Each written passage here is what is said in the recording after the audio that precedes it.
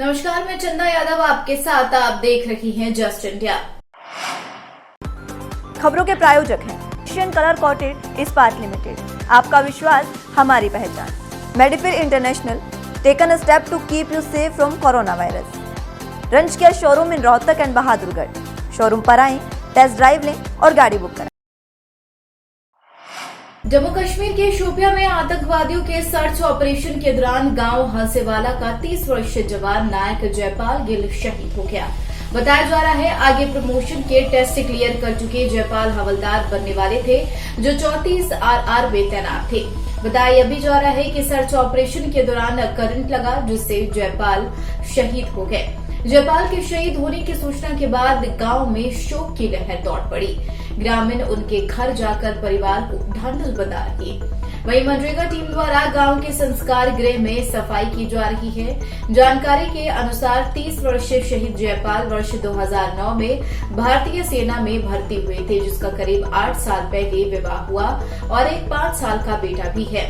ग्रामीणों के अनुसार रविवार देर सायं उनके पास सूचना आई थी जयपाल सर्च ऑपरेशन के दौरान शहीद हो गया है, जिसके बाद से एक तरफ पूरे गांव के लोगों में अपने बेटे के प्रति गर्व है, वहीं गमगीन माहौल बना हुआ है।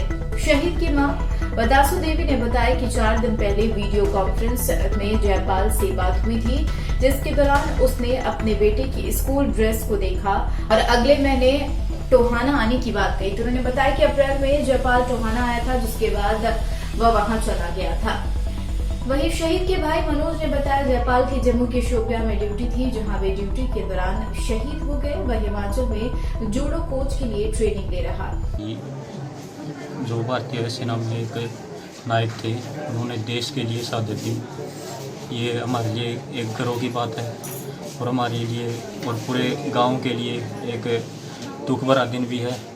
एक होनहार व्यक्तित्व के धनी श्री जयपाल जी चले गए इस दुनिया से, लेकिन पूरे इस क्षेत्र को गर्व भी है।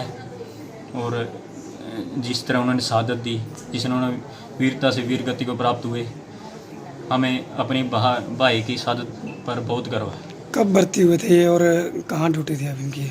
ये जी 10 जून 2009 में भर्ती हुए थे और अभी करंट में इनकी शोपिया जिला में जम्मू कश्मीर में थी और 34 RR में थे ये घातक मिशन।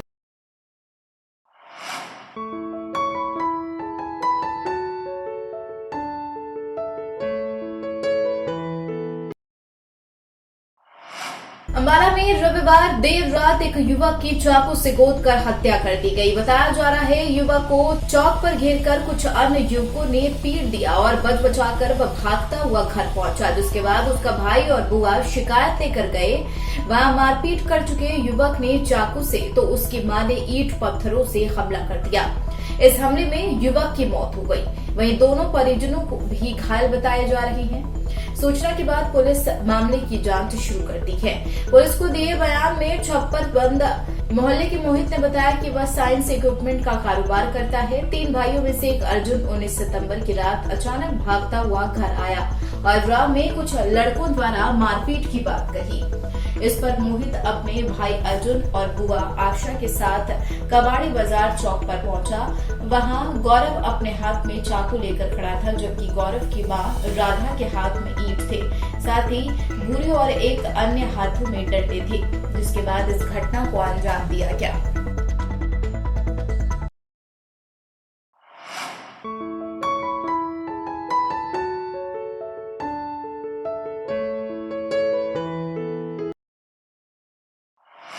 फतेहाबाद के टोहाना खंड के गांव हासावाला का रहने वाला जवान जयपाल जम्मू में शहीद हो गया। 28 साल के जयपाल को कुपवाड़ा में आतंकियों के सर्च ऑपरेशन के दौरान बिजली का करंट लग गया था, जिसके बाद जयपाल को अस्पताल ले जाया गया, जहां पर डॉक्टर ने उसे मृत घोषित कर दिया।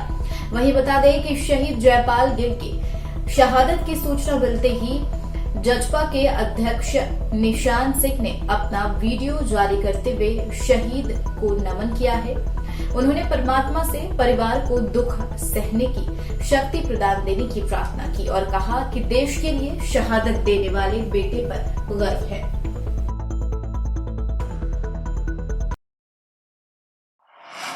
कोरोना के मामले में गिरावट मिलने के बाद करीब 1.5 साल बाद आज हरियाणा में पहली से तीसरी कक्षाओं के स्कूल खोल दिए गए हैं। यमुनानगर में सरकारी और प्राइवेट स्कूलों में पहली से तीसरी कक्षाओं के छात्र स्कूल पहुंचे, जहां उनके टेम्परेचर की जांच की गई, हाथों को सैनिटाइज किया गया और साथ ही बच्चों को मास्क भी दिया गया। बच्चे व अभिभावकों में काफी उत्साह दिखाई दिया। वहीं अध्यापकों ने कहा कि कोरोना गाइडलाइंस का ध्यान रखा जा रहा है, साथ ही 50% क्षमता के साथ ही बच्चों को स्कूल में बुलाया गया है। इसके साथ साथ ऑनलाइन कक्षाएं भी चलती रहेंगी। उन्होंने कहा कि स्कूल में बच्चों को एक अच्छा माहौल मिलता है। ऑनलाइन कक्षाओं में जो दिक्कत आती थी वो अब स्कूल आने पर दूर हो जाएगी। करीब 1.5 साल बाद खुली पहले से तीसरी कक्षाओं में एक बार फिर से रौनक देखने को मिल रही। अभिभावक अध्यापक दोनों ही स्कूल खुलने को लेकर काफी उत्साहित नजर आए। इससे पहले हरियाणा में 1 सितंबर से चौथी और 5वीं कक्षाओं को खोला गया था। अच्छा रिस्पांस देखने को मिला था, जिसके बाद ही आज पहली से तीसरी कक्षाओं को भी हरियाणा में खोला गया, यानी कि अब पूरे तरीके से प्राइमरी स्कूल हरियाणा में खुल चुके हैं। जहाँ तो बड़ी खुशी की बात है कि आज फाइनली पहली से 12वीं तक के सभी स्कूल खुल चुके हैं और बच्चों के लिए भी बड़ी खुशी की बात है। बच्चे बड़ी खुशी स्कूल आ रहे हैं।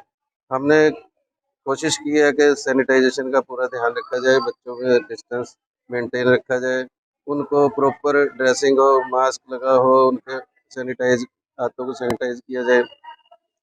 और स्कूलिंग सबसे बेस्ट माध्यम था। अभी तक क्या था कि बच्चे के साथ एक प्रॉपर इंटरेक्शन नहीं हो पाती थी ऑनलाइन, चाहे हमने क्लासेस जितनी भी लगाई, लेकिन वो एक जो प्रॉपर स्कूलिंग है, प्रॉपर डिसिप्लिन है, वो स्कूल में आके मेंटेन हो सकता है।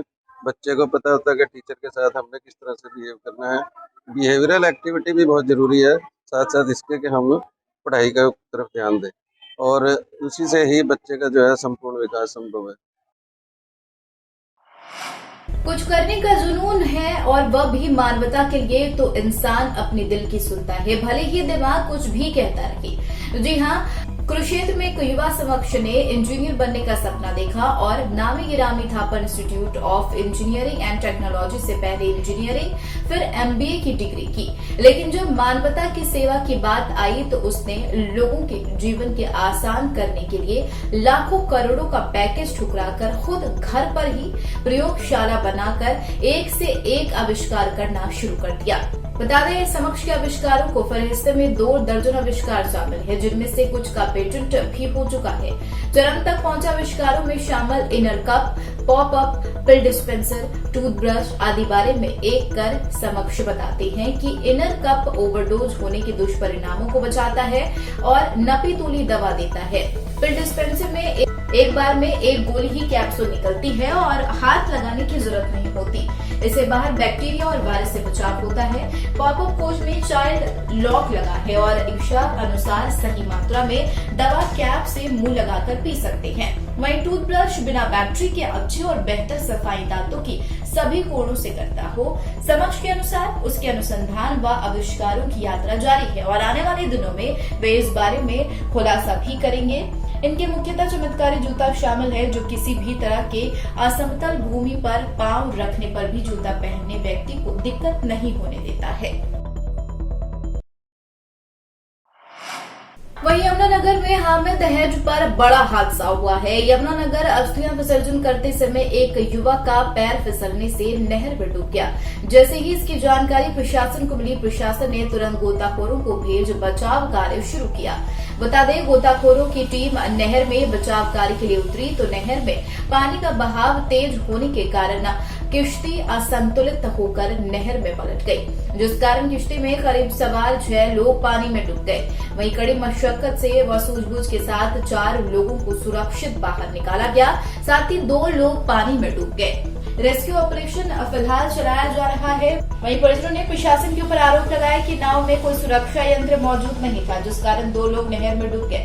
वहीं डूबने लगे तो उन्हें बचाने के लिए मौके पर भेजी गई। वहीं बता दें कि चालक समेत 6 लोग सवार थे, जिनमें से 4 लोग बचा लिया गया, बाकी 2 की तलाश की जा रही है।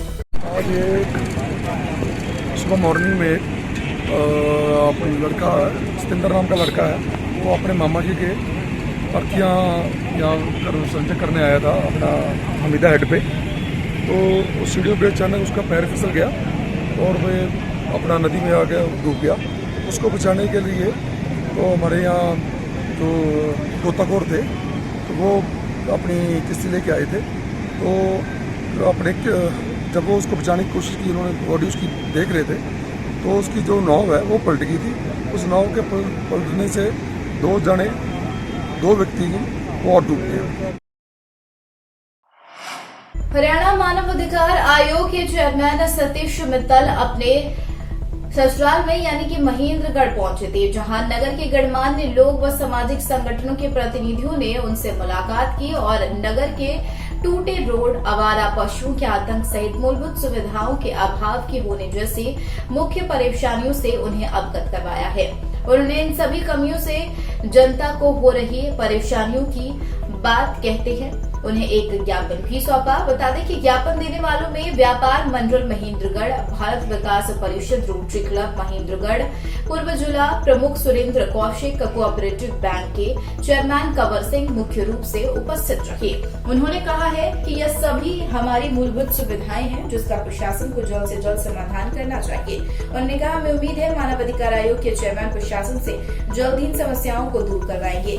हरियाणा मानव अधिकार आयोग के चेयरमैन सतीश मित्तल ने कहा कि आज नगर के गणमान्य लोग व सामाजिक संगठनों से जो ज्ञापन दिया उस पर कार्रवाई करते हुए प्रशासन के अधिकारियों को नोटिस भेजेंगे और उनका जो भी जवाब आएगा उसी आधार पर आगामी कार्रवाई अमल में लाई जाएगी। ये देखिए जो दिया है इन्होंने कंप्लेंट्स हमारे पास दी है, इनको प्रोसेस करके देखते हैं, नोटिस देख के उनको जवाब पूछेंगे, जैसा जो आया है उसके बाद जो भी कार्रवाई होगी। कब तक सर ये संभव हो पाएगी? नहीं समय क्या, अभी नोटिस जाने पर दे देंगे, 2 महीने का नोटिस देते हैं, उसका जवाब आता है फिर चलते।